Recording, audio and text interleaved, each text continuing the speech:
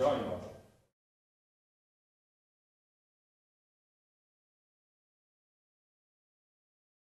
Práve sa pozeráte na inštruktážne video, ktoré vás zorientuje v technológiách nových AOL AF102, 104, 302 a 304.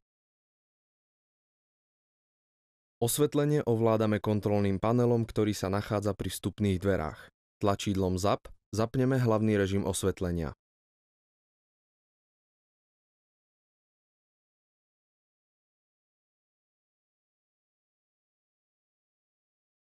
Ďalšími tlačidlami volíme jednotlivé režimy osvetlenia, pričom máme na výber až 3 rôzne varianty. Tieto režimy sa líšia intenzitou osvetlenia a zapnutými svetelnými okruhmi.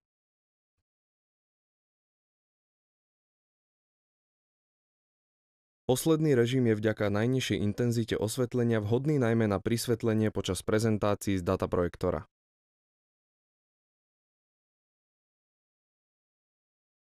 Pred použitím dataprojektora je potrebné stiahnuť premietacie plátno. To vykonáme tlačidlom so znázornenou šípkou smerujúcou dole.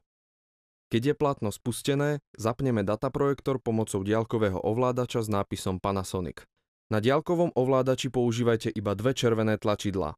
Pre zapnutie stlačte jedenkrát červené tlačidlo, na ktorom je krátka biela čiara, nad tlačidlom je nápis Power a pod tlačidlom je nápis On.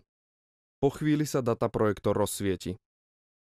Vypnutie vykonáte stlačením červeného tlačidla, na ktorom je biely krúžok preťatý krátkou čiarou. Pod tlačidlom je nápis Stand by. Po stlačení tlačidla sa na plátne zobrazí potvrdzovací oznam. Pre potvrdenie opätovne stlačte to isté tlačidlo. Po ukončení práce s dataprojektorom vysunte premietacie plátno stlačením tlačidla so znázornenou šípkou smerujúcou hore.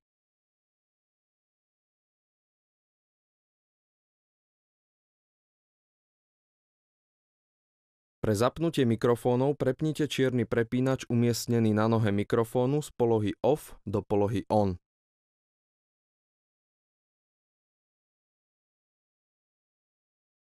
Počítač sa nachádza v skrinke.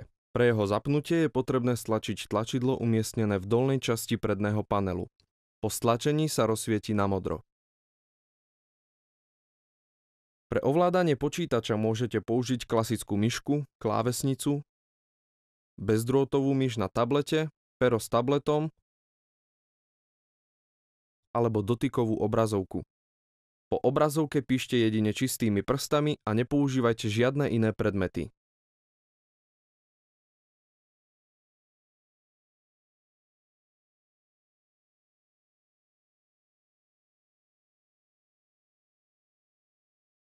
Ak chcete zobraziť výstup z počítača dataprojektorom, musíte použiť prepínač vstupov Kramer.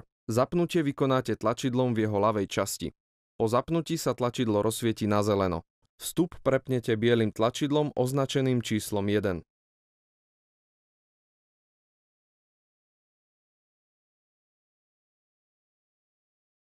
Na premietacom plátne bude následne zobrazené to isté, čo vidíte na monitore počítača.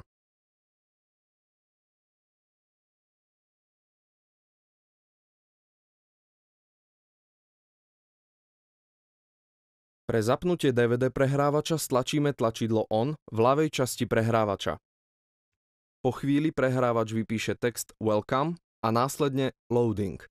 Ak v prehrávači nie je žiadne DVD, stlačíme tlačidlo Open Close a vložíme DVD do vysunutej mechaniky. Mechaniku zasunieme opätovným stlačením tlačidla Open Close. Po načítaní DVD stlačíme tlačidlo Play. Ďalšími ovládacími tlačidlami sú Stop, Pauze a preskakovanie kapitol dopredu a dozadu. V prípade, že chceme pracovať s USB kľúčom, je potrebné po zasunutí USB kľúča stlačiť tlačidlo DVD USB. DVD prehrávač sa prepne do USB módu.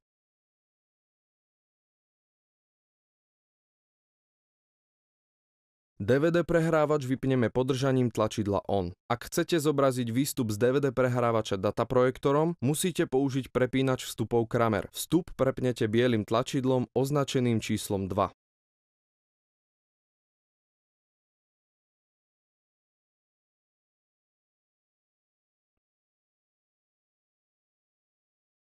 Namiesto Meotaru používajú nové auly tzv. Vizualizér.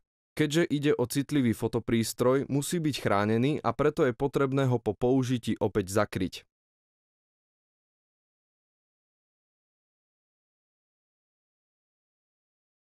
Pred použitím je potrebné zložiť kryt snímača a rozložiť rameno do pracovnej polohy.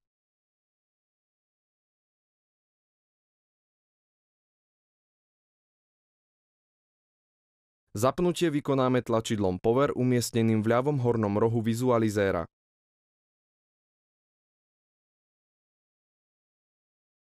Po chvíli sa tlačidlo rozsvieti na modro a vizualizér je pripravený.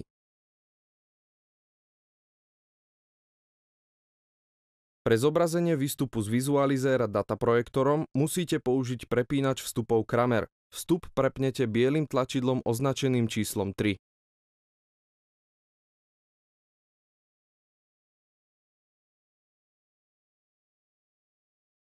Snímaný dokument je možné približovať a oddialovať pomocou sivého kolieska.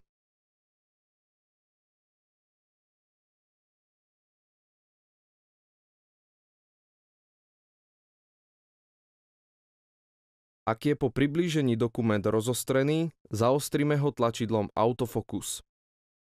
Tlačidlom Freeze môžeme zmraziť aktuálne premietaný obraz. Opätovným stlačením tlačidla zmrazenie obrazu vypneme.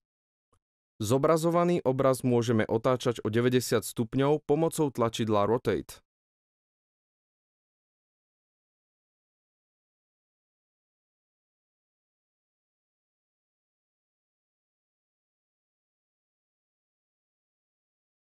Prisvietiť dokument môžeme pomocou tlačidla Lamp.